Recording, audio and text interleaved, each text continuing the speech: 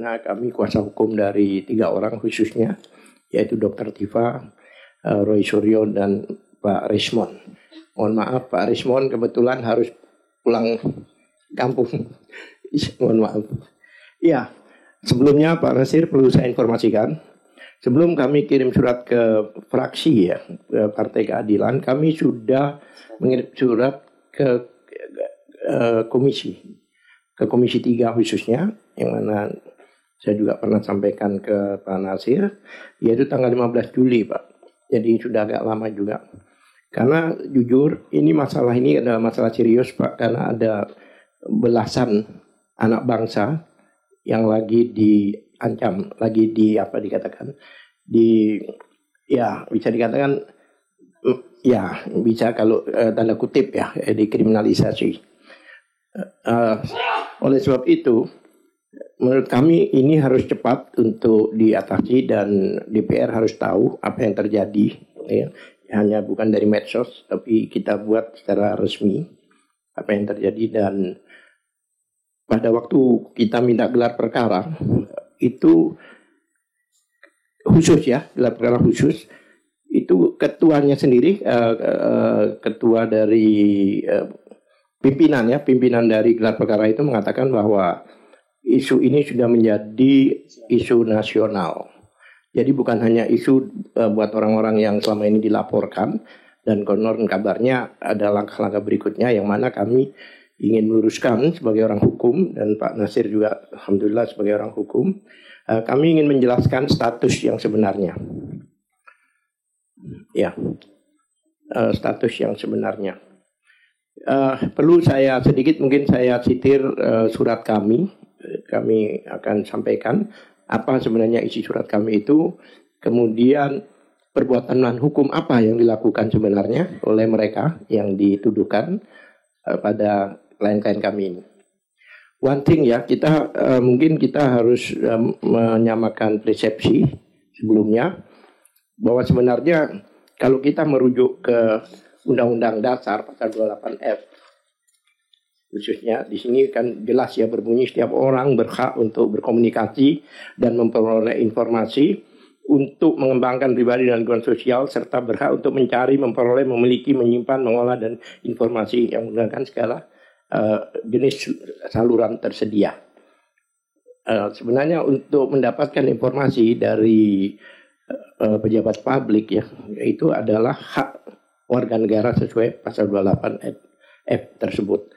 Kemudian dalam aplikasinya itu dituangkan di Undang-Undang nomor 14 tahun 2008, kita semua tahu ya KIP, Undang-Undang Keterbukaan Informasi Publik, yang mana jelas mengatakan bahwa di dalam pasal 1 butir 3 yang dimaksud badan publik adalah lembaga eksekutif, legislatif, yudikatif, badan lain yang fungsi dan tugas pokoknya berkaitan dengan penyelenggaraan negara, ya, yang sebagian atau seluruh dananya bersumber dari anggaran pendapatan dan belanja negara. Jadi selama lembaga itu, institusi itu mendapatkan dari APBN, maka itu adalah lembaga publik. Itu sudah sepakat sesuai dengan undang-undang. Kemudian saya rujuk lagi ke pasal 2 di undang-undang itu sendiri menyatakan bahwa semua informasi publik bersifat terbuka dan dapat diakses oleh setiap pengguna informasi publik. Itu jelas. Dan dalam undang-undang nomor 14 tahun 2008 itu juga pasal 4 ayat 1 menyatakan setiap orang berhak memperoleh informasi publik sesuai dengan ketentuan undang-undang ini. Pasal 4 ayat 2, setiap orang berhak melihat dan mengetahui informasi publik yang butir A-nya, butir B-nya, setiap orang berhak menghadiri pertemuan publik yang terbuka untuk umum dan memperoleh informasi publik. Yang kita tahu bahwa masalah kita ini adalah masalah ijazah, yang mana ijazah itu adalah salah satu persyaratan yang digunakan untuk pada waktu mengajukan sebagai baik itu wali kota, gubernur maupun presiden. Oleh sebab itu selama dokumen itu digunakan, maka dokumen itu adalah dokumen publik. Jadi bukan pribadi lagi, yang mana bisa diakses oleh semua orang. Ya. Kemudian KPU kemarin mengeluarkan satu putusan keputusan yang membuat kami kaget ya. Kok tiba-tiba, biasanya KPU kalau mengeluarkan keputusan itu kan kalau menjelang pemilu. Ini pemilu masih lama sudah ngeluarin keputusan. What's wrong? Ada apa ini? Gitu loh. Oleh sebab itu kami juga protes dan banyak kalangan juga protes. Yang menarik, KPU itu merujuk ke pasal 17. Pasal 17 itu memang ada huruf H dan sebagainya, itu memang untuk masalah pendidikan ya, ada sistem pendidikan atau jenjang pendidikan dan sebagainya, itu memang itu dikatakan tertutup, itu diatur di Undang-Undang 14.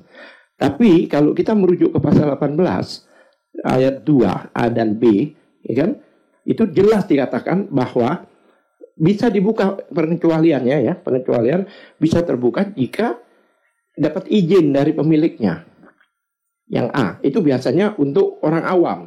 Yang B ya selama informasi itu digunakan sebagai catatan sebagai pejabat publik, itu harus dibuka.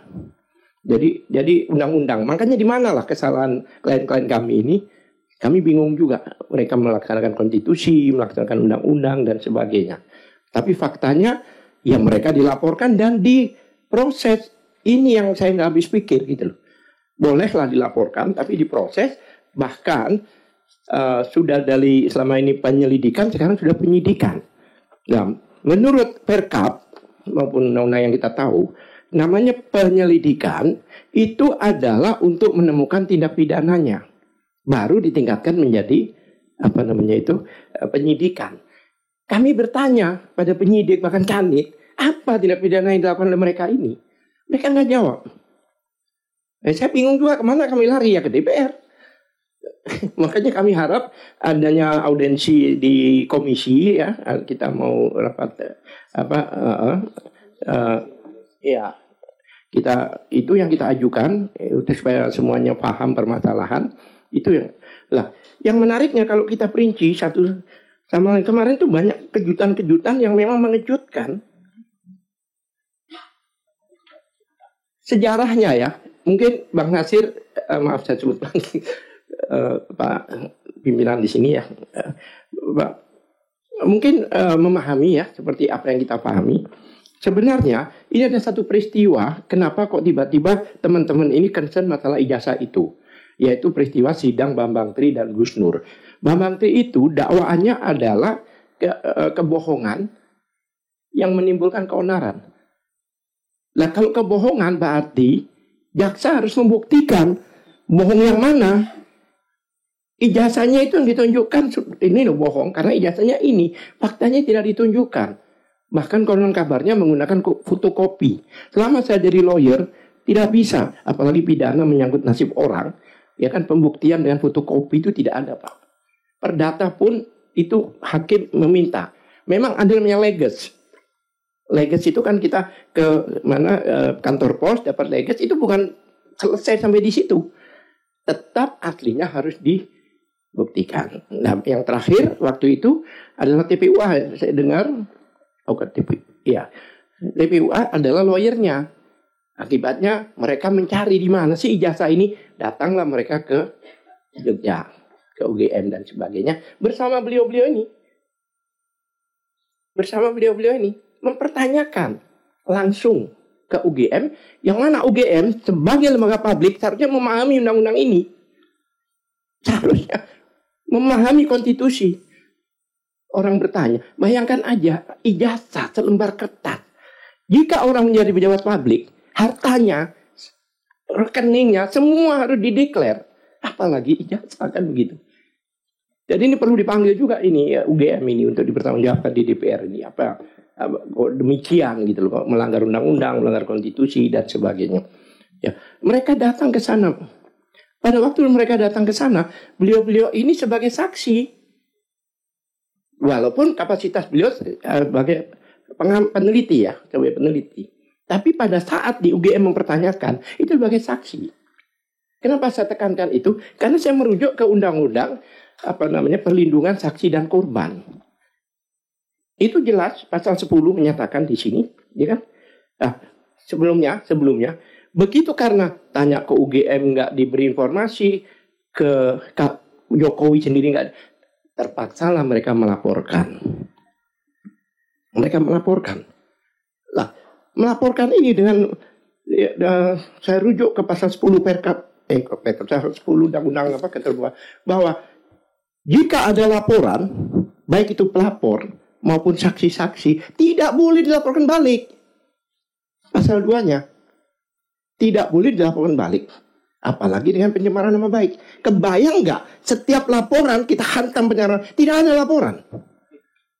Itu sudah ada. Memang bukan di KUHP, di KUHP, tapi di Undang-Undang Perlindungan Saksi dan Korban. Ini dilanggar oleh mereka. Kenapa demikian? Ternyata dengan laporan ini tidak jalan, walaupun awalnya pengaduan. Dan pengaduan itu diminta oleh polisi. Mereka mau melapor, diarahkan ke Dumas. Bulan Desember. Berapa bulan setelah itu baru diproses. Berapa bulan dari itu baru diproses. Nah, pada waktu baru diproses itu, kenapa diproses? Karena Jokowi melaporkan. Jadi mereka mau ambil pengujian laboratoriumnya itu di Bareskrim. Oke. Ini sudah dilanggar. Oleh sebab itu nggak bisa mereka lanjutkan sebelum ini inkrah. Undang-undang menyatakan sebelum ada sidang inkrah baru terbukti mereka bersalah. Jangan lupa yang dilindungi itu saksi, pelapor dan saksi yang melihat. Itu yang dilindungi oleh undang-undang. Kemudian kejutan lagi. Mereka buat apa? Ijazahnya itu tiba-tiba diperiksa. Biasanya yang meminta pemeriksaan itu pelapor. Tiba-tiba diperiksa ijazahnya. Dan tidak disita. Dikembalikan, dipinjam. 2 hari setelah itu diambil kembali. Kemudian ditayangkan oleh Bareskrim di depan masyarakat. Dikatakan bahwa ini asli, ini buktinya. Gambarnya. Padahal sepemahaman kami, jika pembuktian, contohnya narkoba, senjata, atau kemarin orang yang dikatakan bunuh diri itu digelar. Apalagi foto yang ditunjukkan itu fotokopi dan berlipat. Nah itulah jadi apa ya? Ini sudah bukan masalah mereka ini, tapi sudah masalah bangsa Indonesia. Karena seluruh Indonesia berbicara tentang ini. Tentang inilah. Dalam pengujian laboratorium, Bapak-bapak, perlu saya tekankan Bapak Ibu, ini ada aturan. Aturannya di Perkap. Perkap Kepolisian sendiri yang nomor 10 tahun 2009. Itu jelas. Nah, di dalam Perkap itu, untuk pengujian laboratorium, itu ada syarat. Yaitu Perkap masalah pemeriksaan TKP dan barang bukti forensik. Dan itu masih berlaku. Nomor 10 2009 itu masih berlaku untuk laboratorium. Itu ada syarat-syarat itu 2, teknis dan formil. Ada 2 syarat, teknis dan formil. Nah, teknisnya itu ya seperti tergantung apa yang dilaporkan. Contohnya mungkin kalau seandainya senjata ya senjata yang diperiksa, racun, ya kan? Nah, di pasal 10 itu jelas menyatakan di Perkap itu sendiri. Dan Perkap itu kan peraturan Kapolri. Kebetulan Kapolri, kalau menteri ya peraturan menteri. Ada dalam hierarkis perundang-undangan itu sebenarnya. Karena polisi ya Kapolri. Ya kan? Nah, di situ pasal 10 jelas menyatakan di pasal itu. 1, bahwa syarat yang maksud syarat formil yang harus ditunjukkan itu sebelum di laboratorium itu ada beberapa. Bahkan dalam mengajukan ke laboratorium itu harus dilengkapi syarat-syarat itu. Di Perkap itu sendiri menyatakan demikian. Jika tidak lengkap maka dikembalikan. Diberi waktu 14 hari. Dan jika tidak lengkap dikembalikan lagi 2 kali. Setelah itu masih tidak lengkap, tidak diperiksa. Ini tiba-tiba diperiksa. Jelas. Pasal 80 itu persyaratan yang jelas di sini saya bacakan di Perkap itu sendiri. Karena kebetulan masalah dokumen itu adanya di pasal 80. Pasal 10 itu syarat formilnya. Dan di sini 1 syaratnya ya pasal 80 di itu 1, permintaan tertulis dari kepala kesatuan kewilayahan atau kepala instansi yang mengajukan permintaan pemeriksaan. Itu bisa dari penyidik, bisa dari bea cukai, bisa dari kejaksaan, ya kan? Yang kedua, laporan polisi. Nah, ini menarik. Pada waktu itu belum ada laporan polisi. Masih Dumas. Penyelidikan aja itu nggak boleh diperiksa.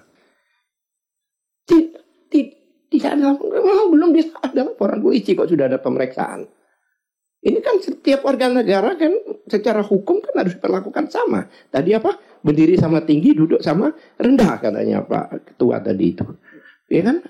Harus sama. Nah, yang kedua lagi, BAP saksi dan tersangka. Tersangka loh.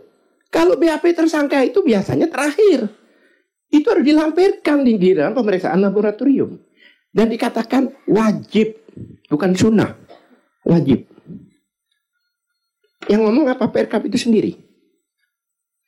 Yang berikutnya lagi, BAP penyitaan. BAP penyitaan itu tidak ada penyitaan di penyelidikan, itu tidak ada.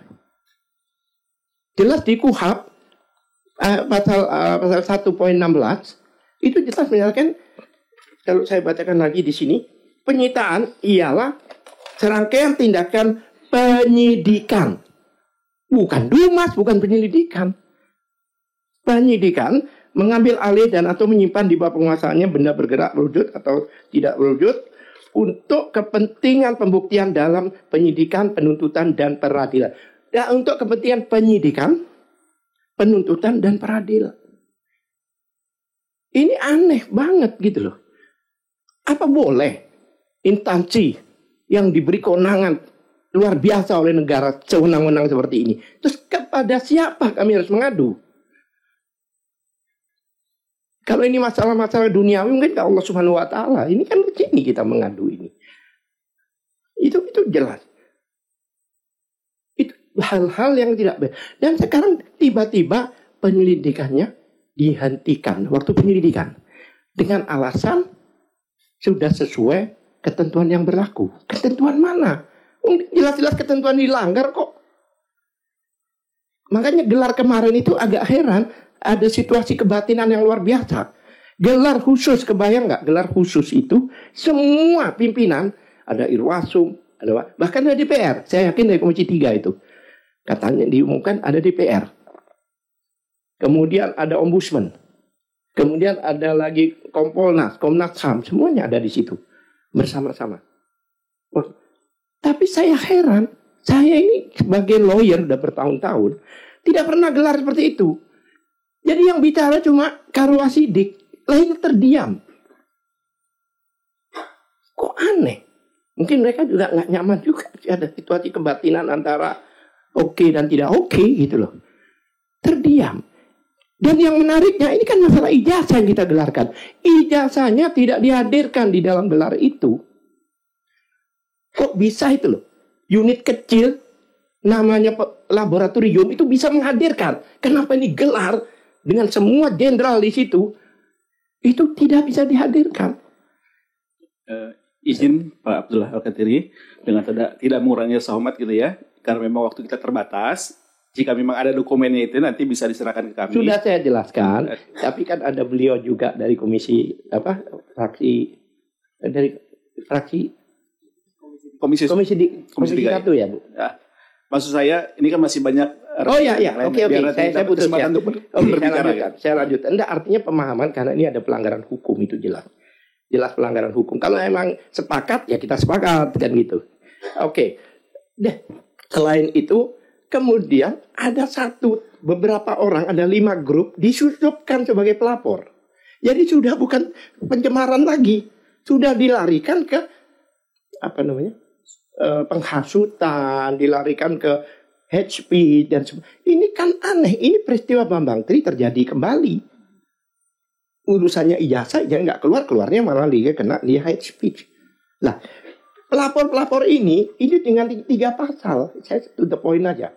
Pasal 160 yaitu KUHP itu satu-satu aja dulu. 160 KUHP Itu jelas 160 itu sejak 2009 itu sudah dijadikan delik formil. Harus ada kejadian, contohnya bakar mobil itu, orang ada yang bakar. Kalau dulu kan enggak, baru ngomong aja udah kena. Sekarang nggak bisa. Harus ada dampak yang betul-betul atas provokasi. Satu. Kedua, pasal 28 ayat 2. Pasal 28 ayat 2 itu sudah banyak dibawa ke DPR ini dulu. Banyak mengkriminalisasi ulama dan tokoh. Apa yang terjadi? Oke, ada penghasutan berdasarkan sara. Dulu. Tapi sekarang antar golongan udah nggak ada lagi. SAR sekarang ini. Lah, apa saja? Udah dijelaskan. Agama, suku, warna kulit. Tidak ada ijazah. Kenapa diterima oleh kepolisian? Terus pasal yang terakhir, 28 ayat 3 yang terakhir, itu jelas mengakomodir Undang-Undang nomor 146. Yang kebohongan itu tidak diakomodir di Undang-Undang nomor 124, masalah IT itu. Apa pernyataan di situ? Ya itu tadi, kebohongan yang menunjukkan kerusuhan dan sebagainya. Di dalam keterangan surat penjelasan di Undang-Undang itu sendiri, yang dimaksud kerusuhan, keonaran, itu fisik. Keonaran kerusuhan itu fisik. Kemudian itu pun juga sudah diputuskan di MK kalau nggak 115 itu bahwa itu adalah fisik. Nah ini kan nggak ada. Mereka datang baik-baik ke Jogja bertanya, mereka datang ke Jokowi dengan ketok pintu, nggak ada orang sudah rame-rame di situ. Baiklah, saya yakin udah dibaca oleh Komisi 3 karena ini sudah tertuang di terus satu hal lagi kemarin dalam pencabutan Pak Ketua, dalam pencabutan kemarin di KPU, hanya satu dikatakan bahwa oke, boleh dibuka jika dapat izin dari yang bersangkutan, tapi yang B-nya nggak dibaca. Kalau dibuka jika dia sebagai pejabat publik digunakan untuk menjadi persyaratan publik, itu nggak dibaca. Terus kami setelah itu kami dapat surat dari KPU daerah. Karena kami memang mengajukan ke KPU daerah. DKI. Kami dapat surat. Bapak tahu rujukannya? Rujukannya ini, kami dikatakan bahwa ini tertutup lagi. Kembali lagi tertutup. Rujukannya ini, semua konsideran, semua rujukan yang ada dibatalkan itu dimasukin lagi di sini. Emangnya mereka saja yang sarjana hukum? Kami minta pertanggungjawaban ini. Oke, terima kasih. Mungkin lanjutkan yang lain. Baik, terima kasih kepada yang kami hormati Bapak Abdul Al-Katiri. Demi efisiensi waktu, kami berikan kesempatan dulu pada pihak tim hukum pembela penegak keadilan. Silakan, Dr. Roy Suryo. Baik, Assalamualaikum warahmatullahi wabarakatuh. Yang kami hormati dan sahabat-sahabat saya, ya, alhamdulillah diterima di ruang sangat hormat, di ruang fraksi Partai Keadilan Sejahtera. Ada Pak Nasir Jamil yang dari Komisi 3 dan Bapak yang lain dari komisi yang lain dan sekretariat dan juga dari tim hukum.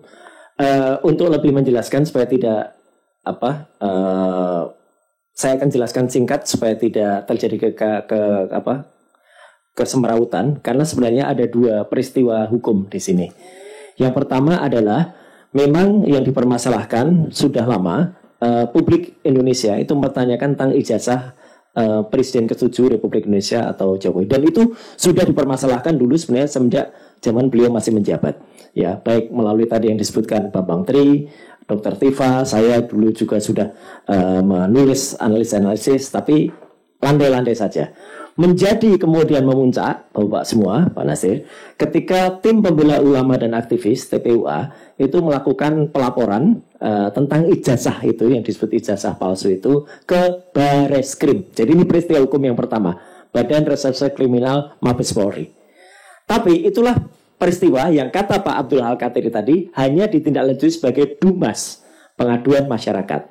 Tidak pernah naik ke, jangankan penyidikan, penyelidikan saja tidak. Jadi itu hanya sebagai DUMAS.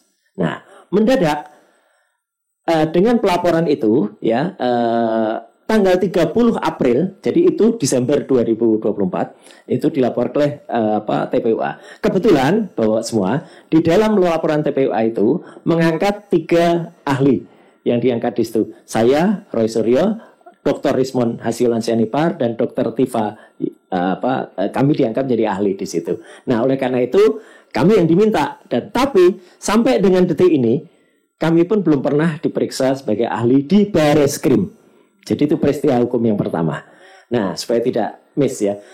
Tiba-tiba tanggal 30 April Presiden ke-7 Indonesia Jokowi melaporkan kami ini ya, dan akhirnya ditambah dengan 9 orang lain, termasuk beberapa ada di ruangan ini, ada Michael, kemudian ada Abraham Samad, ada juga beberapa teman lain, ada 12 orang ya, itu dilaporkan termasuk YouTuber dengan tuduhan pencemaran nama baik. Itu yang ada di Polda Metro Jaya. Jadi ini ada 2 kasus nih, Bareskrim dan Polda Metro Jaya.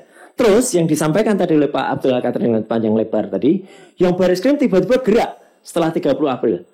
Padahal tidak ada peningkatan status apa, nggak ada. Itulah makanya ini pelanggaran Perkap.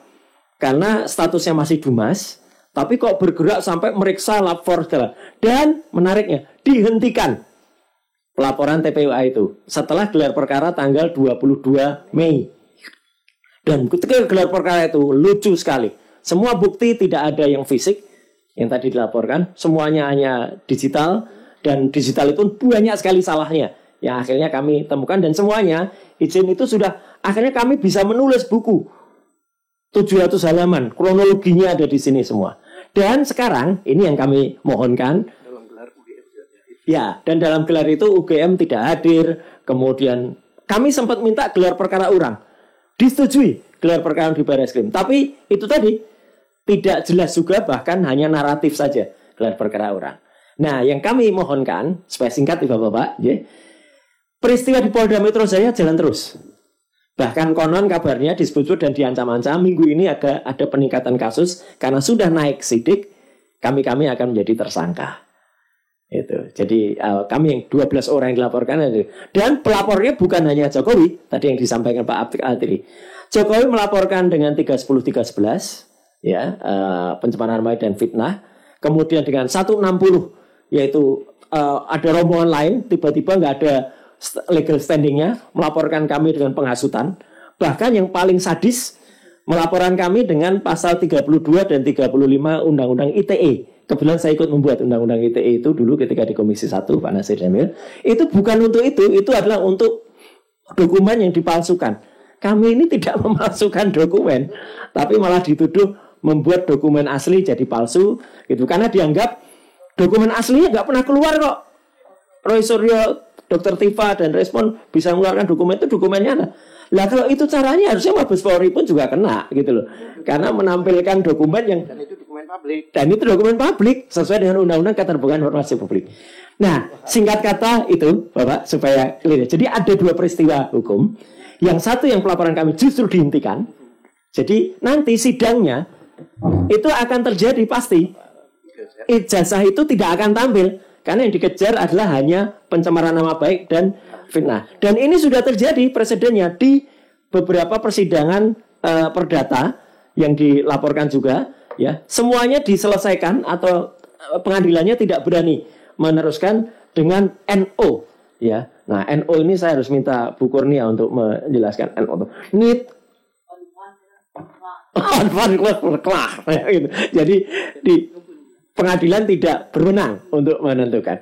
Nah itu jadi kami makanya mengatakan dikriminalisasi. Kami pernah sowan juga ke Komnas HAM dan juga kami menunggu responnya karena kami diminta data terus oleh Komnas HAM itu Pak Nasir. Tapi ya cuma diminta data terus ya. Nama, KTP, apa CV, terus riwayat gitu. Tapi ya belum ke. Saya kira itu Bapak supaya jelas dan efektif waktunya.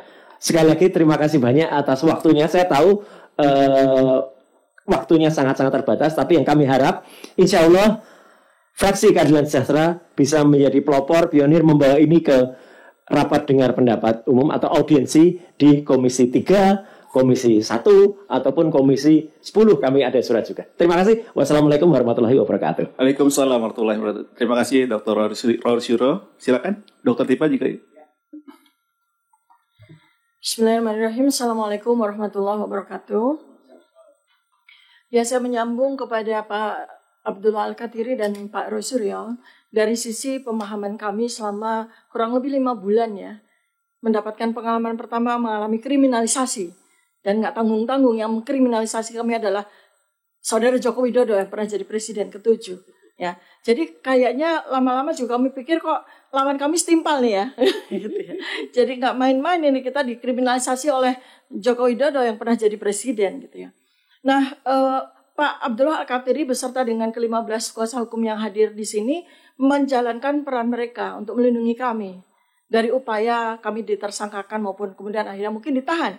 Karena yang nanti akan maju adalah pasal-pasal besar. 6 tahun, 8 tahun, 12 tahun.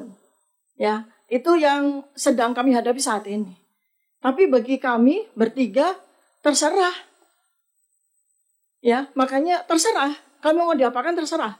Kalau memang hukum masih jalan di negara ini, ya terserah. Itu adalah sebuah resiko menjadi warga negara Indonesia. Ya, tetapi di sini kami sudah berkali-kali dalam kurang lebih 2 bulan ini, Pak Ketua ya, kami sudah bersurat kepada Komisi 3, kami sudah bersurat kepada Komisi 10, kami sudah bersurat kepada Komisi 1, kami sudah bersurat kepada fraksi-fraksi. Alhamdulillah hari ini nih baru nih kami diterima, surat kami dijawab dengan audiensi ini ya. Perlu kami sampaikan Bapak dan Ibu-Ibu, mereka menjalankan tugasnya untuk melindungi kami dari kriminalisasi, dari pasal-pasal tersebut. Kami tetap menjalankan fungsi kami sebagai warga negara yang punya legal standing-nya jelas, punya hak konstitusional yang jelas pada pasal 28F Undang-Undang Dasar 1945. Dan lebih dari itu Bapak dan Ibu, kami adalah peneliti, kami akademisi. Itu punya kewajiban dari Allah SWT untuk memberikan kejelasan atas pertanyaan-pertanyaan yang sangat-sangat krusial bagi keberlangsungan bangsa dan negara ini. Oleh karena itu kami akan terus jalankan apa yang memang menjadi tugas kami.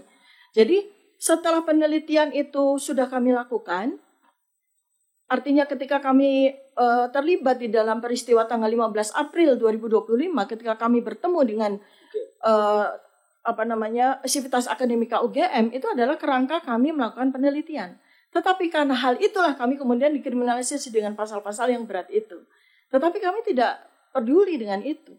Kami terus jalankan tugas kami untuk meneliti dan alhamdulillah penelitian ini sudah kami bukukan. Dan insya Allah nanti kami akan aturkan sebagai bahan bacaan bagi fraksi Keadilan Sejahtera. Jadi intinya adalah ini bukan persoalan pribadi. Tapi Pak Joko Widodo membawanya kepada persoalan pribadi. Dengan kata-kata beliau ketika melaporkan kami, saya sudah dihina-hinakan, sudah direndah-rendahkan seperti itu. Sedangkan kami tidak melakukan sebuah penyerangan pribadi. Ini adalah marwah penelitian. Ini adalah bagaimana kita akan menjawab tentang ijazah Presiden Joko Widodo itu asli atau tidak. Dari sisi kami, sudah kami jawab di buku ini, bahwa ijazah memang palsu. Sesuai dengan kaidah scientific base, sesuai dengan kaidah ilmiah. Ya. Nah kemudian ini yang sedang saat ini kami perjuangkan Bapak. Seandainya fraksi Keadilan Sejahtera, Dewan Perwakilan Rakyat, wakil kami, membiarkan kami dikriminalisasi, membiarkan kami dihukum 6 tahun, 8 tahun, 12 tahun, itu terserah kepada nurani Bapak dan Ibu semuanya. Kami tidak peduli Pak. Termul-termul orang-orang bayaran dari Pak Joko Widodo terus-menerus mengancam kami dengan kami nanti bakal dipenjara dan sebagainya. Bahkan mungkin Bapak dan Ibu melihat ya ketika kami bertiga di media, di TV, di podcast, mereka terus menyerang kami dengan menakut-nakuti bahwa kami akan dipenjara. Kami katakan di sini kami tidak peduli Pak. Kami lebih takut sama Allah Subhanahu Wa Taala. Kami sebagai ilmuwan, sebagai orang yang memiliki ilmu, kalau kami diam, kami ini setan bisu, dilaknat Allah Subhanahu Wa Taala. Maka kami nggak mau dilaknat Allah Subhanahu Wa Taala. Jadi saya dalam hal ini kami ya ingin menyampaikan kepada fraksi, mohon kiranya membantu kami untuk mendorong komisi-komisi yang sudah kami surati, mulai dari Komisi 3, Komisi 10, dan Komisi 1, mendorong untuk rapat dengar pendapat umum. Disitulah ada kesempatan buat kita sebagai warga negara untuk menyampaikan, dan kita juga mendorong agar Kapolri dipanggil, Rektor UGM dipanggil, dan KPU dipanggil. Sebagaimana yang kita semua sudah tahu, kalau memang ijazah Jokowi ini memang gaib, Dan kemudian yang ada di KPU yang didaftarkannya di Wali Kota Solo, di Jakarta sebagai gubernur, dan di pusat sebagai presiden itu adalah palsu, maka orang-orang ini yang seharusnya dipidanakan. Bukan kami-kami yang melakukan penelitian dan kami membongkar kepalsuan dari dokumen tersebut. Kan seharusnya begitu ya Bapak-Bapak ya. Anda logikanya kan begitu. Yang melakukan pidana siapa sih? Yang melakukan perbuatan kriminal itu siapa sih? Nah ini kan yang 5 bulan ini Bapak dan Ibu ya. Peristiwa ini udah berjalan. Mulai dari bulan 30 April 2025 sampai sekarang 30 September 2025. Tepat 5 bulan. Tetapi DPR masih berdiam diri. Kami sudah bersurat berkali-kali DPR. Alhamdulillah ini menurut saya ini adalah jalan Allah SWT. Kami akhirnya bisa bertemu dengan fraksi keadilan sosial. Mudah-mudahan dengan pertemuan fraksi keadilan sejahtera. Mudah-mudahan fraksi keadilan sejahtera benar-benar berkeadilan untuk bersama-sama dengan kami nih rakyat. Warga negara yang menjalankan hak konstitusionalnya. Mendorong Dewan Perwakilan Rakyat mendengarkan apa yang saat ini menjadi perjuangan bagi kami untuk menegakkan keadilan dan kebenaran. Sekian dan terima kasih. Saya sambil bicara, saya sambil berdoa. Semoga apa yang saya sampaikan ini mendapatkan ridho.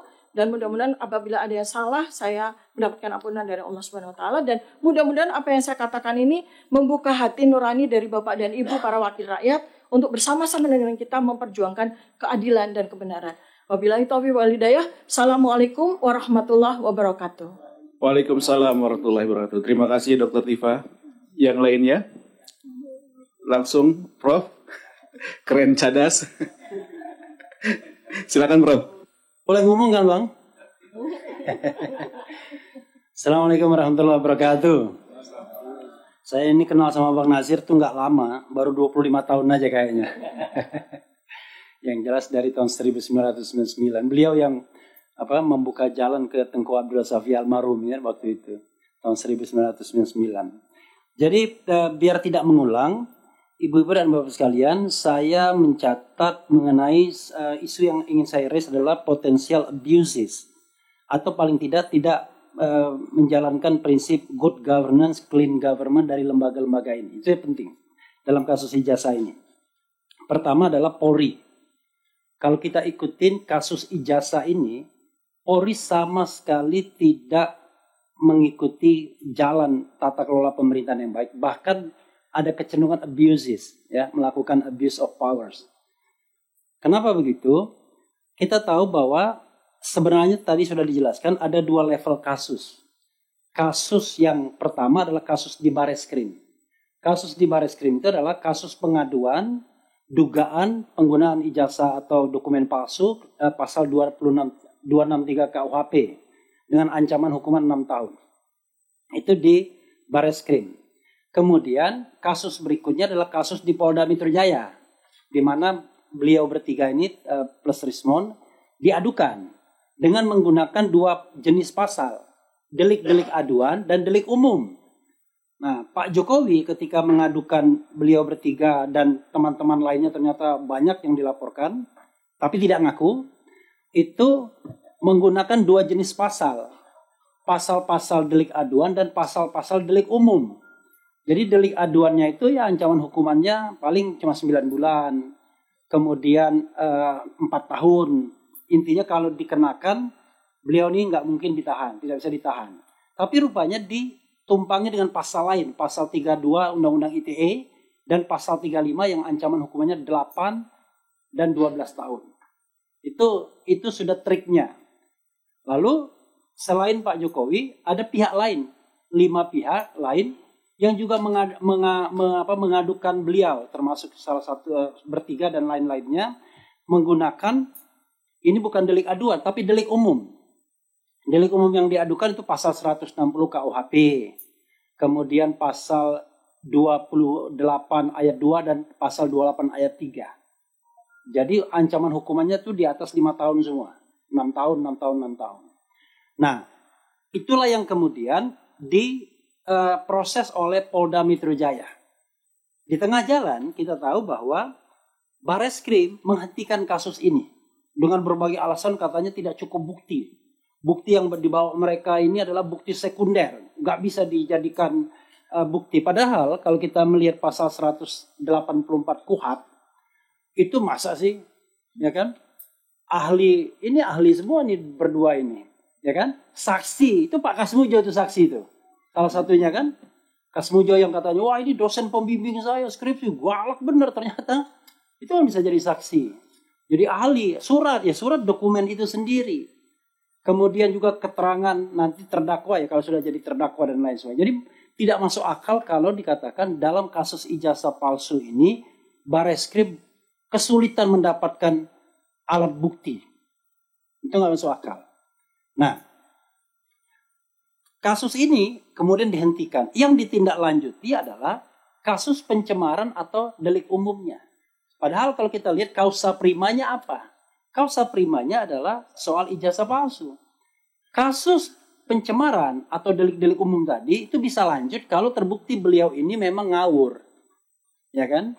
Tetapi kalau memang terbukti, masa menghukum orang yang kemudian benar apa yang dia katakan? Apalagi dalam delik-delik aduan tersebut kan terkandung pasal yang mengatakan bahwa kalau mereka berbuat untuk kepentingan umum, nggak bisa dipidanakan. Ya kan? Lalu putusan MK mengatakan terhadap pasal 27A, nggak bisa ngadu orang. Ya, kalau dia masih jadi pejabat publik. Pak Jokowi kan masih menjadi pejabat publik. Jadi dia bukan warga negara biasa, masih dia dewan pengawas dan tentara, ya kan? Jadi dia masih punya kapasitas jabatan publik. Lalu yang mereka persoalkan itu adalah sebuah informasi yang patut diketahui oleh rakyat Indonesia sebagai the right to know. Pasal 28F Undang-Undang Dasar 45. Kita berhak kok untuk tahu apakah ijazahnya itu asli atau tidak. Dan itu bukan lagi informasi yang dikecualikan untuk bisa dirahasiakan. Karena pengecualian itu sudah dikecualikan kalau itu terkait dengan jabatan publik. Selesai kan? Itu di Undang-Undang Keterbukaan Informasi Publik. Jadi ada potential abuses yang dilakukan oleh Polri dengan memproses kasus delik aduannya, tapi tidak memproses kasus yang ijazahnya apakah kemudian ini bisa memenuhi informasi publik atau tidak. Kemudian potential abuses kedua dilakukan oleh UGM, Universitas Gadjah Mada, yang kami ini Gajah Mada semua ini. Dites bisa, salah satunya dengan himne Gajah Mada, ya kan? Nah. Abusesnya adalah paling tidak, mungkin tidak abuses, tapi dia tidak melaksanakan tata kelola pemerintahan yang baik, GGCG, Good Governance and Clean Government. Kenapa? Karena UGM tidak bersikap transparan soal ijazah ini. Dan belakangan baru kemudian dia spill secara sengaja atau tidak sengaja atau sudah terpojok. Ternyata Pak Jokowi itu sarjana muda katanya. Itu pun kita tidak tahu apakah dia berijazah atau tidak. Padahal sebelumnya nggak pernah ada kata-kata sarjana muda. Jadi harusnya UGM bersikap transparan. Nggak bisa saya mengatakan saya Alfa Emilia, rektor UGM meyakini. Nggak bisa meyakini, ya kan? This is proof-nya, ya kan? Nggak bisa meyakini. Oke. Potensial abuses ketiga atau tidak melaksanakan kewajibannya pengadilan negeri. Walaupun saya tahu ini ada yang namanya Division of Labor, ada Trias Politika, tapi tidak ada salahnya juga untuk bahan diskusi kita. Bagaimana mungkin kalau warga negara pengen tahu ya melalui jalan hukum apakah ijazah Pak Jokowi ini asli atau palsu? Karena terkait dengan kepentingan. Ada kepentingan langsung beliau bertiga misalnya dan lain-lainnya. Ada kepentingan rakyat Indonesia yang berhak tahu dong.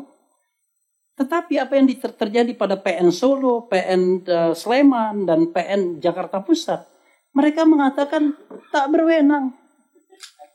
Bayangkan, memang ada self restriction ya kan di dalam hukum, tapi ini kan kebangetan. Yang berwenang katanya Petun, nanti ke Petun 90 hari cuma, bro, kan kira-kira begitu. Selesai, nggak bisa.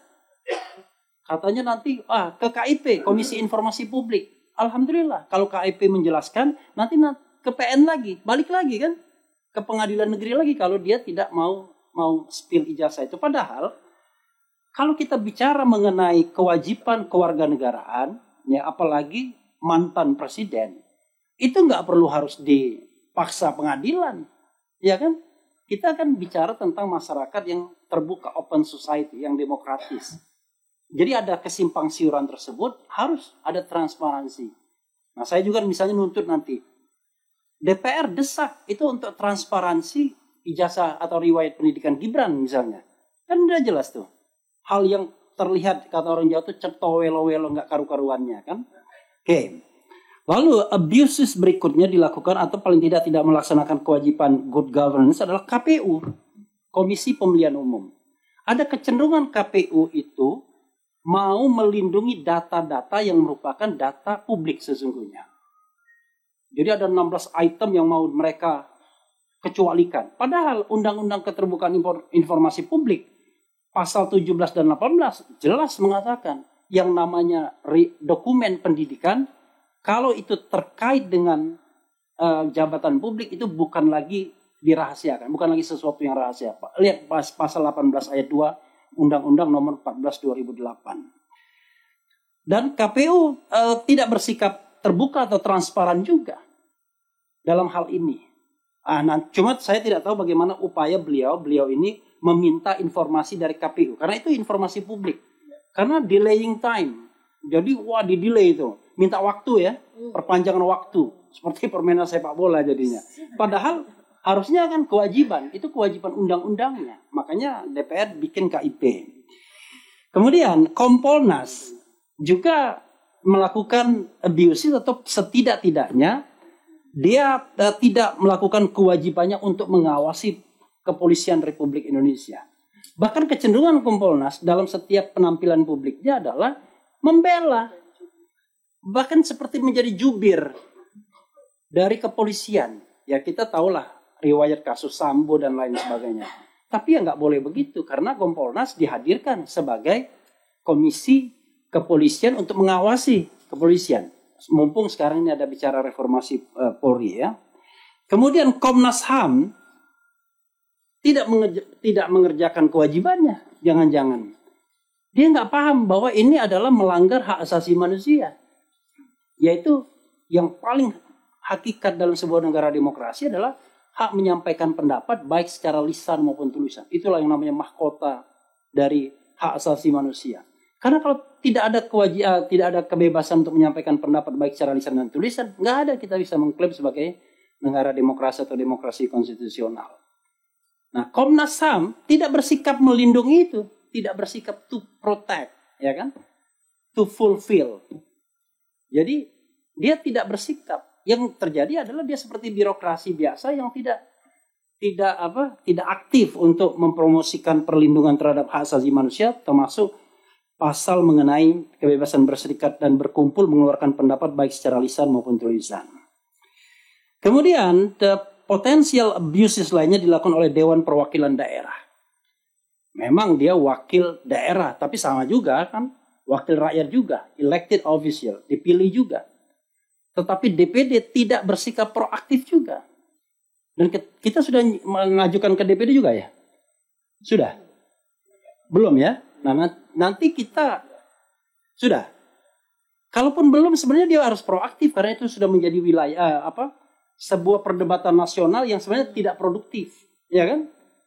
Di sana munculkan tukang debat yang ngawur, ya kan? Yang penting bagaimana membuat Dr. Tifa menangis, kira-kira begitu ya.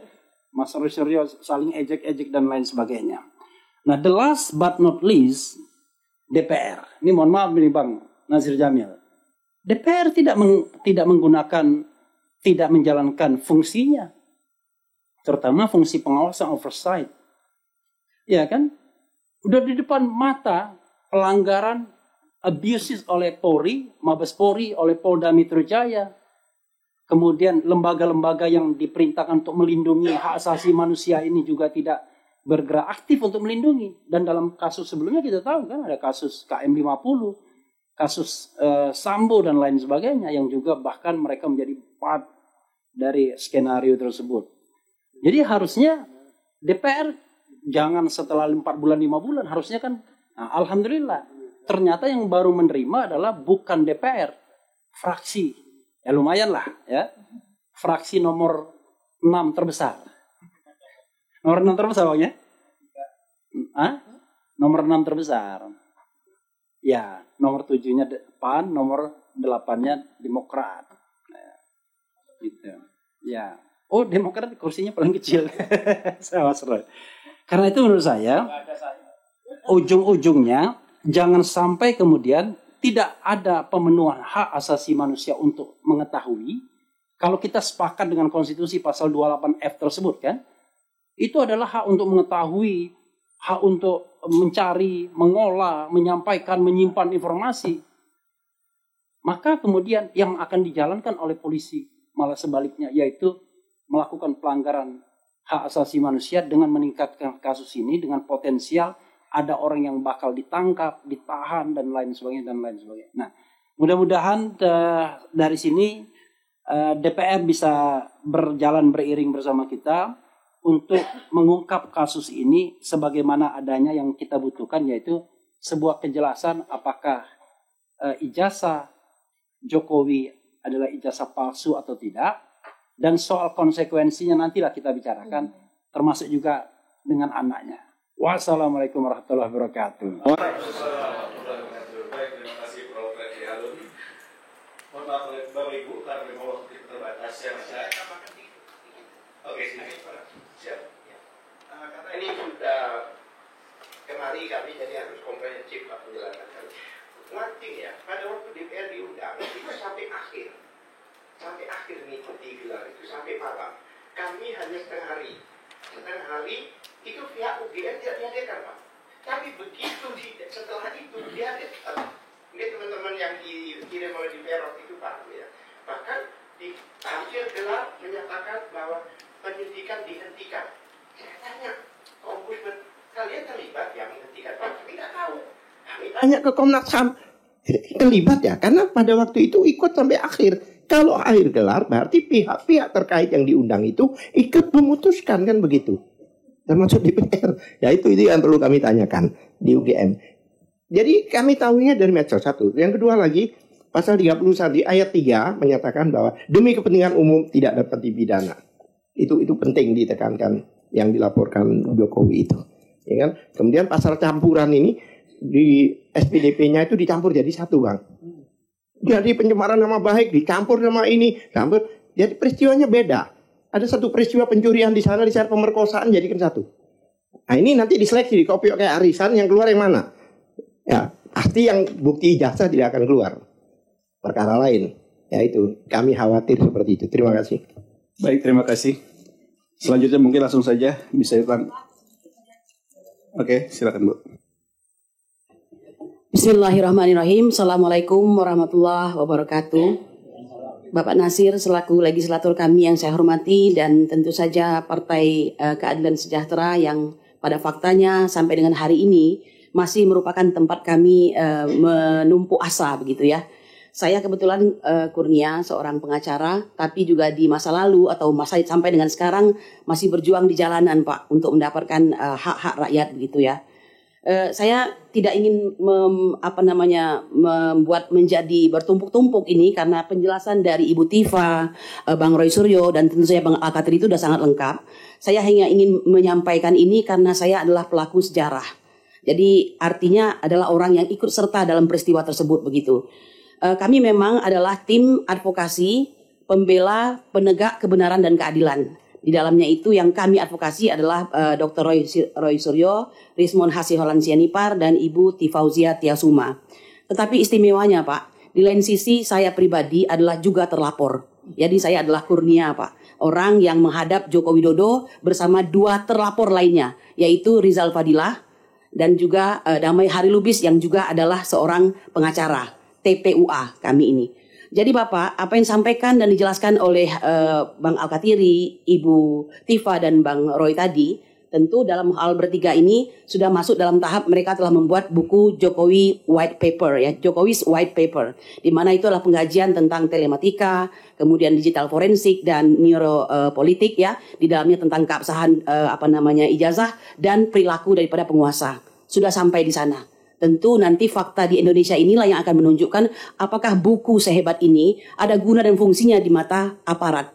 begitu. Nah, tapi yang ingin saya sampaikan ini Pak, apa yang saya alami langsung, ini untuk membuat semakin kuat para legislator itu kemana arah perjuangan Anda terhadap kami. Mohon maaf saya katakan, hampir 10 tahun dalam pemerintahan Bapak Joko Widodo ini, kami ini adalah oposisi yang selalu menjadi korban. Kalau kita berjuang di jalanan, kita tidak mendapatkan hak kita karena dia terus berlari, tidak pernah bisa kita dekati untuk menyatakan keinginan kita. Lalu ketika kita masuk ke jalur hukum, bukan kita mendapatkan keadilan, justru kita lah yang diadili begitu. Perlu Bapak ketahui bahwa perkara ijazah palsu ini adalah sudah jilid 3 ini Pak. Yang pertama perkara nomor 592 di PN Jakarta Pusat. Dan itu kami cabut karena dikarenakan klien kami dalam hal ini adalah Bambang Tri dan Gus Nur itu ditangkap. Sehingga berubah menjadi perkara pidana. Sudah pernah kami sampaikan. Dan Bapak bayangkan tanpa menghadirkan ijazah asli dengan 30 saksi atau 35 saksi menurut Gus Nur yang sudah menyatakan tidak pernah melihat aslinya, hanya legalisir, orang ini bisa dihukum Pak. Ya, selama 6 tahun. Yang dari maksimal tuntutan jaksa 10 tahun. Setelah banding dan kasasi, inkrah menjadi hanya 4 tahun. Nah, itu pun berubah pasalnya Pak. Dari pasal hoax menjadi kebencian. Artinya hakim ini mungkin bingung sendiri untuk menghukum orang ini. Karena kalau dikatakan hoax, itu berarti kan bohong. Dan ternyata tidak bohong begitu Pak. Nah, kami melihat sulitnya menjadi keadilan, maka kami adukan ke Dumas.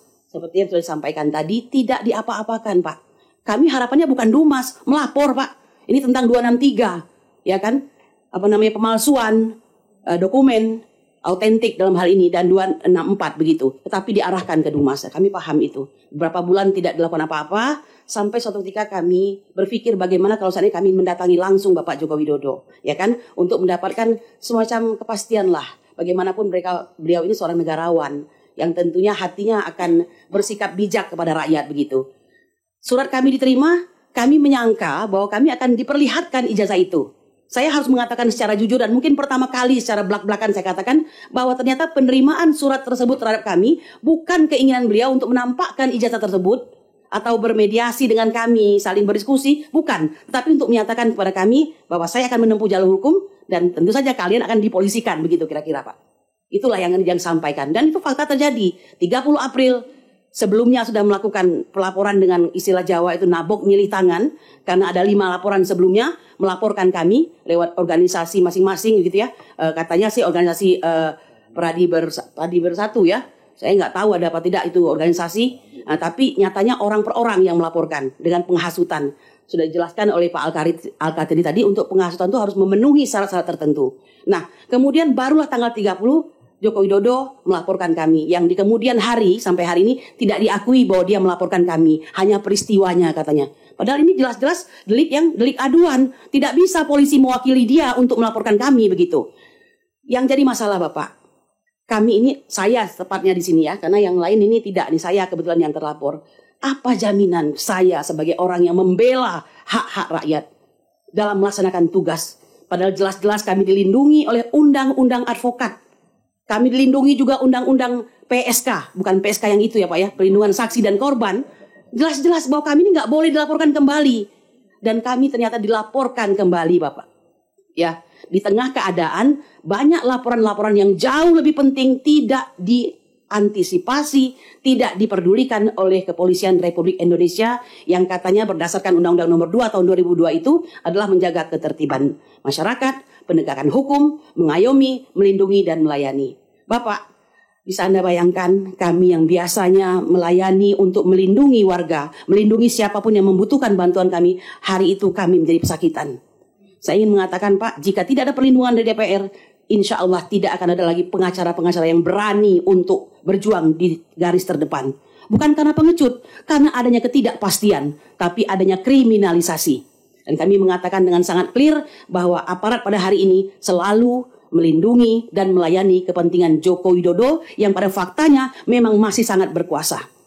Kami tidak mempunyai kalimat yang lain. Yang kami katakan ini bukanlah suatu gibah, artinya menjelek-jelekkan keburukan seseorang, menjelek-jelekkan Joko Widodo, tidak. Yang kami lakukan inilah syahadah, yaitu kami bersaksi bahwa yang kami lakukan ini benar, sudah melalui proses hukum yang seharusnya dilayani dengan baik oleh negara ini, dan kami yaitu melakukan tatbik ad-daulah, yang menegakkan hukum negara. Kalau kami menegakkan hukum negara lalu kami dihukum, Saya kira ini benar yang dikatakan oleh Edward Snowden, when you exposing crime, then treat like a committing crime, you lead by criminal. Kami tidak ingin seperti itu, Pak, tapi tanda-tandanya sudah terjadi. Bahkan secara tidak langsung ada yang mengatakan tertundanya kami dijadikan tersangka ini dikarenakan ada peristiwa pelindasan almarhum Afan Kurniawan oleh kendaraan rantis tersebut. Ini sungguh sangat mengerikan, Pak, penegakan hukum yang seperti ini. Kesempatan bertemu Anda tidaklah gampang. Bahkan saya pernah terjengkang di depan dahulu ketika ingin bertemu dengan Ibu Puan Maharani. Dan hari ini terima kasih kembali kepada PKS. Kami menaruhkan asa kami di hadapan Bapak. Tidak main-main, Pak. Negara ini sudah hancur lebur dalam penegakan hukum. Kepada Bapak Nasir, ya, yang hanya bisa saya lihat di televisi. You look younger than by day, I think. Dan saya berharap semangatnya pun semakin muda, Pak. Tolong, Pak. Bangsa ini lewat tangan Bapak, karena beberapa periode Anda terpilih, itu pertanda bahwa Allah mempercayakan kepada Anda dan kawan-kawan. Demikian. Subhana rabbika rabbil izzati amma yasifun. Wassalamualaikum warahmatullahi wabarakatuh. Baik, terima kasih Ibu. Baik, kesempatan berikutnya langsung saja saya berikan kepada yang terhormat Dr. Haji Muhammad Nasir Jamil, anggota Komisi 3. Dipersilakan. Baik, bismillahirrahmanirrahim. Assalamualaikum warahmatullahi wabarakatuh.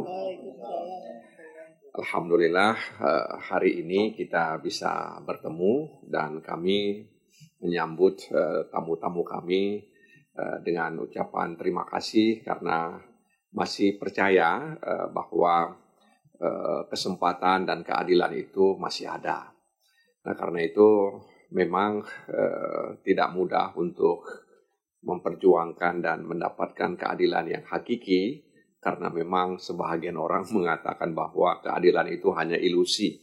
Oleh karena itu kita percaya bahwa Allah Subhanahu wa taala itu Maha Adil dan akan memperlihatkan ya keadilannya itu kepada orang-orang yang memperjuangkannya. Nah, karena itu terima kasih juga kepada semua yang hadir, terutama Ibu Ledia Hanifah yang hari ini diamanahkan sebagai sekretaris fraksi PKS dan juga diamanahkan sebagai anggota Komisi 10 di DPR RI ini, dan juga para tenaga ahli fraksi DPR RI, fraksi PKS di DPR RI. Terima kasih Pak Abdul Qadiri yang telah menyampaikan kronologinya, dan juga Pak Suryo, Ibu Tifa, Pak Refli, dan juga Ibu Kurnia Tri Royani, ya, dan juga para pengacara. Jadi ini kalau disingkat, misalnya Resmond, kemudian Roy Suryo, kemudian Tifa, itu kan R2T ya. R2T. Kalau itu memang RRT gitu ya. R2T melawan Jokowi. Jadi kami terima kasih sekali lagi sudah mendapatkan penjelasan, karena memang selama ini kami menyimak dari berbagai macam pemberitaan, ya, baik di media sosial maupun di media-media mainstream gitu ya. Dan memang banyak juga beberapa orang bertanya kenapa berani kali mereka itu, kira-kira begitu ya. Mereka ada, sehingga kadang-kadang ada juga yang bertanya kepada saya pribadi, siapa di belakang mereka, kira-kira begitu ya. Ya, siapa di belakang mereka itu, ya, kenapa begini, kenapa begitu, dan sebagainya. Tapi dari cerita yang disampaikan tadi, maka kami sudah mulai memahami, berawal dari laporan tim pembela ulama dan aktivis, lalu kemudian mendatangkan tim ahli, lalu tim ahli bergerak ya untuk menguji itu semua, dan kemudian justru ada laporan di Polda Metro ya terkait dengan gerak-geri yang dilakukan oleh ahli-ahli ini ya untuk menguji dan membuktikan laporan tersebut. Ya, tapi sayangnya di Barreskrim itu kemudian dihentikan setelah gelar perkara dan lain sebagainya. Justru di Polda Metro ya sudah ada terlapor, termasuk Ibu Kurnia juga dilaporkan ya.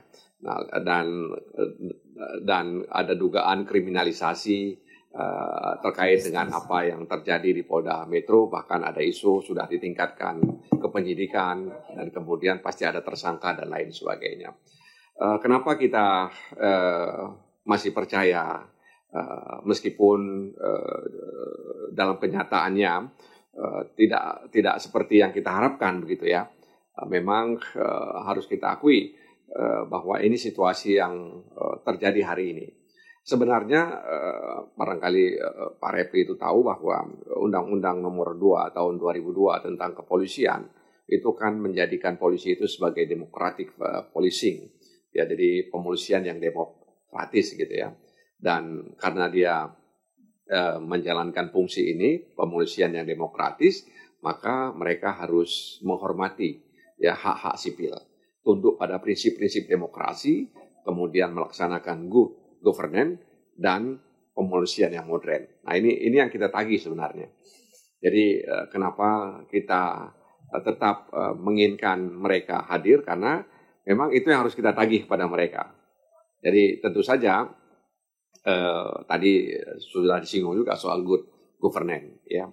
Nah, oleh karena itu sekali lagi kami menerima, dan tentu saja di DPR ini kan kolektif kolegial ya, kolektif kolegial. Jadi tidak bisa juga sendiri. Ya bisa saja kita sampaikan, ya, tapi harus ada dukungan dari kekuatan-kekuatan politik lainnya, sehingga kemudian apa yang kita harapkan itu bisa terwujud. Ya, jadi dalam kesempatan ini fraksi PKS, saya yang ada di Komisi 3 menerima dan kemudian sudah mendengar ya secara utuh, meskipun tidak panjang, tapi saya sudah bisa menangkap ya substansi yang disampaikan tadi. Intinya bagaimana kemudian ada semacam perlindungan, bukan berarti karena takut ya, tapi adanya ketidakpastian dan ketidakadilan ya dalam kasus ini. Ya, jadi ini mirip Prof. Yusril juga ketika dia bicara soal anak-anak yang ditahan itu, aktivis-aktivis yang ditahan itu, dia bilang ya kenapa harus takut? Ya, aktivis itu harus menghadapi kenyataan, kira-kira begitu. Padahal yang dikhawatirkan oleh aktivis itu adalah ketidakpastian dan ketidakadilan, itu aja sebenarnya. Ya, jadi kalau mereka menjalani hukum karena keadilan, tentu mereka selalu siap. Ya, problemnya kan mereka menghadapi penegakan hukum yang ada ketidakadilan di dalamnya, sehingga mereka harus melawannya, begitu ya kan, itu perintah agama juga, ya kan, untuk melawan ketidakadilan. Jadi sekali lagi saya pribadi sebagai anggota Komisi 3 yang hari ini menerima Bapak Ibu sekalian sudah mencatat, dan mudah-mudahan Bapak Ibu sekalian juga bisa diterima oleh fraksi-fraksi lainnya, dan tentu saja nanti kita akan sampaikan kepada institusi yang berwenang, dalam hal ini kepolisian kalau di Komisi 3 ya, terkait dengan soal ada dugaan ya kriminalisasi ya, atau kemudian ketidakpastian dalam soal ini ya, sehingga kemudian apa yang kita harapkan itu bisa terwujud gitu ya. Jadi memang ini bermula dari ijazahnya Jokowi, Presiden ke-7 kita, dan saya lihat memang dalam catatan tahun 2022 itu Bambang Tri ya, dan kemudian berlanjut sekarang. Nah, jadi ini kan fraksi ke-6 kata Pak Refli tadi ya, kekuatan ke-6 atau nomor urut 6 di DPR RI ya. Jadi sementara Bambang Tri itu 2002. Ya, kalau 2002 tambah 6 2008. Jangan-jangan 2008 terungkap semua, 2028 terungkap semua. Dan setahun itu kemudian setelah itu kemudian ada pemilu. Jadi jangan-jangan seperti itu kalau kita mau pakai utak-atik angka ya. Jadi 2022 ya Bambang Tri ya mengalami hal seperti itu. Lalu ada Bapak Ibu datang kemari, ini adalah fraksi yang ke-6 di DPR RI. Kalau kita tambah 2022 tambah 6 itu 2028 ya, jangan-jangan 2028 nanti kemudian ya bisa terungkap, dan itu tidak lama lagi sebenarnya ya, 2028 lagi nggak lama itu. Dan tetap saja ya, karena memang yang dilawan kan tadi kata Bapak Ibu sekalian, yang dihadapi adalah orang yang masih punya berkuasa. Tadi kan itu dikatakan tadi Bu Kurnia. Ya, ternyata Pak Jokowi masih berkuasa ya, masih berkuasa. Nah, apakah kekuasaannya itu bertahan 2028 ya, seperti yang saya coba utak-atik tadi ya, apa atau sebelumnya. Tapi yang pasti bahwa kita tidak masuk ke wilayah itu hanya sekedar candaan saja ya. Tapi yang ingin kami sampaikan bahwa apa yang diperjuangkan oleh Bapak Ibu sekalian, kami akan sangat prihatin dan juga akan berusaha untuk membantu sesuai dengan tugas, fungsi, dan kewenangan yang dimiliki oleh DPR.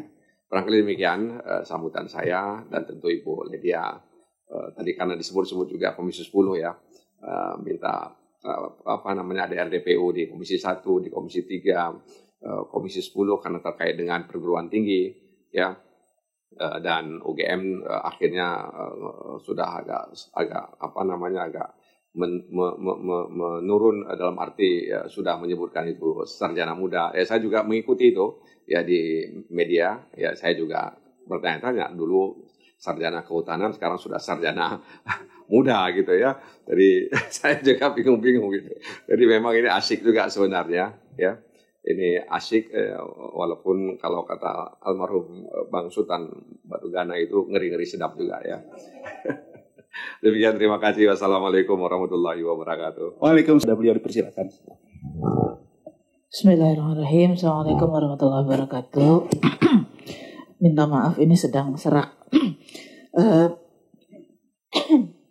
Yang sama-sama kita hormati para tamu, narasumber, Pak Abdullah Al-Katiri, Mas Roy Suryo, Mbak Dr. Tifa, Bang Refli Harun, Bu Kurnia, dan juga bapak-bapak yang lain yang telah hadir, para pengacara yang juga sama-sama kita hormati, Pak Nasir Jamil. Alhamdulillah, terima kasih atas kehadiran Bapak Ibu ke fraksi PKS DPR RI, menyampaikan, mempercayakan kepada kami untuk menyampaikan aspirasi Bapak Ibu. Alhamdulillah di fraksi PKS setiap hari Selasa dan Jumat adalah hari aspirasi. Jadi selama ini kami memang menerima berbagai masukan, aspirasi dari berbagai masyarakat di hari-hari Selasa dan Jumat, insya Allah. Alhamdulillah hari Selasa ini mudah-mudahan juga menjadi sebagai bagian dari hari aspirasi yang selama ini juga diselenggarakan. Sudah lebih dari 10 tahun ya, lebih dari 10 tahun diselenggarakan, sehingga ada banyak hal yang juga kami upayakan.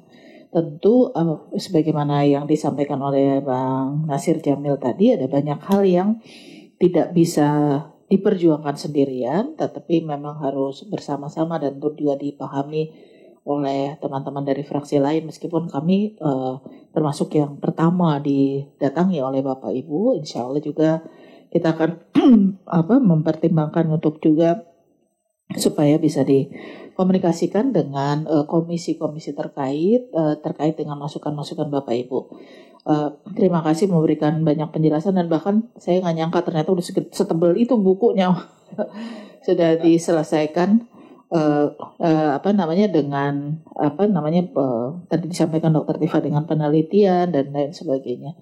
Jadi satu tradisi barangkali yang belum banyak ada adalah selama ini kita menerima aspirasi, tetapi juga secara detailnya dalam bentuk publikasi buku dan lain sebagainya memang umumnya bukan terkait dengan yang bersangkutan. Jadi ini jadi bagian yang juga menjadi khasanah bagi kami ya, untuk mengembangkan bagaimana sesungguhnya hari aspirasi itu kemudian bisa dilanjutkan. Alhamdulillah di DPR juga sekarang ada badan aspirasi masyarakat, itu juga diantaranya didorong dari tadi, tidak mungkin hanya 1-2 fraksi yang menerima aspirasi, tetapi harusnya DPR sebagai satu institusi juga bisa membuka hari bagi masyarakat untuk menyampaikan aspirasi. Ya, alhamdulillah ini jadi bagian yang menjadi komitmen PKS untuk menerima aspirasi dari masyarakat. Mudah-mudahan juga nanti kita bisa terus melangkah untuk memperbaiki segala macam hal yang menjadi concern dari kita semua berkaitan dengan keadilan dan kesejahteraan. Sekali lagi terima kasih atas kehadirannya. Mudah-mudahan jadi kebaikan bagi kita semua. Salam dari Pak Ketua Fraksi, karena hari harus memimpin rapat di Komisi 4. Saya minta maaf juga tadi kita bertukar dulu ke komisi dulu baru ke sini.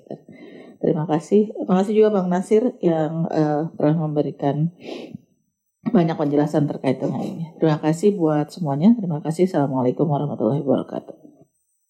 Izin boleh interupsi semenit saja. nanti menit, Pak. ya, nanti sebelum ditutup, izinkanlah kami atas nama tim memberikan buku ini kepada fraksi Keadilan Sejahtera, fraksi pertama yang alhamdulillah berkesempatan mendapatkan buku ini. Dan juga Bapak Ibu semuanya, nanti saya juga titipkan, ya meskipun tadi belum dibicarakan, ini bahan yang insya Allah, karena Ibu dari Komisi 10, insya Allah ini akan jadi buku juga. Judulnya nanti adalah Gibran Black Paper. Ini yang paling penting, Bu. Ada surat keterangan tentang penyetaraan Gibran yang fatal sekali. Karena apalagi kemarin kami ke Kementerian Pendidikan Dasar Menengah, itu dikatakan surat ini belum pernah ada dulu sejarah kayak gini. Harusnya surat keputusan kok surat keterangan, dan ini tidak dibuat berdasarkan dokumen, hanya berdasarkan 2 lembar raport. Harusnya kan ijazah. Tiba-tiba muncul surat keterangan ini. Dan ya, kami tidak menolak. Barusan ada pemberitaan yang menandatangani surat keterangan ini ternyata terlibat juga dalam kasus Chromebook, Bu. Ya, Dr. Sutanto. Jadi izin nanti teknisnya silakan Dr. Tifa yang mengatur ini. Ya, baik, mungkin nanti kita tutup dulu baru ya, kita ada. Betul. Maksud saya itu, Pak. Ya, baik, Pak. Terima kasih Dr. Roy Suryo. Baik, Bapak Ibu yang dirahmati Allah, terima kasih sekali lagi atas kepercayaannya kepada fraksi PKS, dan seperti tadi yang disampaikan oleh Ibu Haji Ledia bahwasanya kita hadir hari ini di hari aspirasi, gitu ya.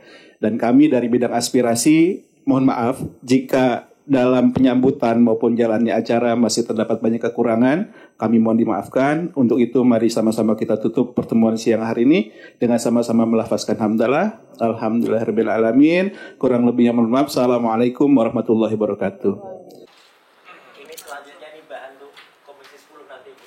Ini riwayat pendidikannya Gibran yang acak adut. Termasuk yang di Sekretariat Negara, ya, termasuk surat ini juga ada. Nanti kalau Ibu menyaksikan kami di TV, ini bahan-bahannya semuanya. Pak Nasir juga. Ya, bahan aja, Pak. Siap. Oke. Dari tegakkan akhirnya diulangi lagi ini. Sekarang gabung. Satu agak mundur boleh agak mundur. Oh iya, Teman-teman agak munduran. Aku boleh agak mundur. Biar dapat semua. Oh, iya. Kurang keren, kurang cerdas. Satu, dua. Semuanya kayak Repri Harun. Satu, dua, tiga. Rafril sana. Satu, dua, tiga. Oh iya, oke gerung. Harus R.